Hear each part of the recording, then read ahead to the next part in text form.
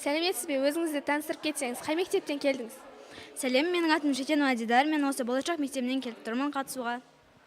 Сіз қатысушы екенсіз, яғни қандай дайындықпен келдіңіз? Мен театр қойылымына қатысамын. Біздің тобымыздың дайындығы өте керемет десек те болады. Қандай дайындықпен келдіңіздер? Топтарыңыздардың аты қандай, әділ болады деп ойлайсыздар ма? Біздің топтың аты Нацу Инсары. Біз бүгінгі сайысқа көп дайындықпен келдік. Яғни осы сайыста біз бірінші орын алу үшін өзіміздің бар күшімізді салдық. Сонымен бүгінгі жарыста әділ болады деп ойлаймыз. Аксис оқыту орталығына көп рахмет. Осылай ең әділ, өмірінде көрген ең әділ сайыс болды, байқау болды. Шетелден келген ағайларға да көп рахмет. Осылай қазір ешнәрсе айта алмай тұрмын, өзім ішімде толқу көп болып жатыр. Көп рахмет сіздерге. Таланттылар сайысы өте жоғары деңгейде өтті. Өте жақсы өтті.